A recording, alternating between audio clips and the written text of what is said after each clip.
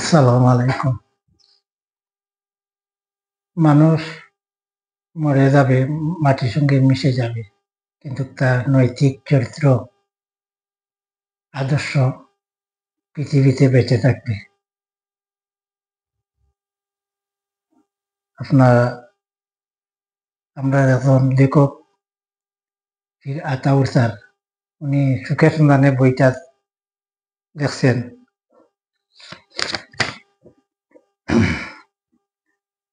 আমেরিকার একজন রাষ্ট্রনায়ক আব্রাহাম লিঙ্কন, তিনি বলেছিলেন, আমি আজ যে ভবনটিতে বসবাস করছি সেজন্য আমি গর্বিত, কিন্তু আমাকে এমন কাজ করতে হবে যেন আমার বসবাসের কারণে এ ভবনটিও গর্ববোধ করতে পারে। তাহলে বোঝা গেল যে গর্ববোধ করতে হইলে আপনি সুনাগরিক হওয়া লাগবে। সুনাগরিক হইতে হইলে আবার সুখের সন্ধান বইতে আতাউর স্যার লেখছেন, সুনাগরিকের কাজ করতে হবে, তাহলে অন্যর ভালোবাসা অর্জন করা যাবে।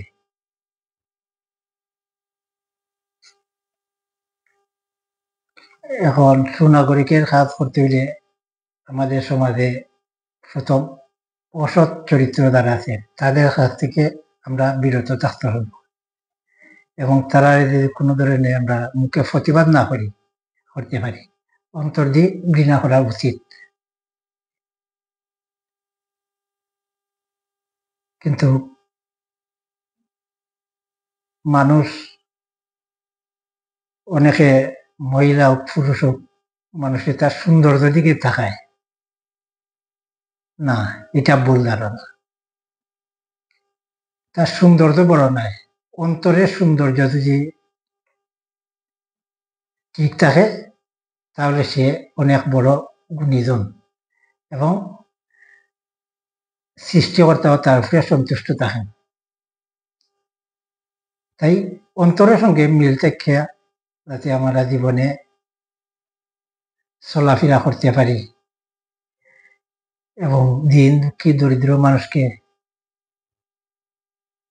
হৃদয় দিয়া ভালোবাসা দিতে পারি, তাহলে আমাদের নামটা পৃথিবীতে অমর হয়ে থাকবে। ভালো থাকুন, সুস্থ থাকুন, আল্লাহ হাফিজ।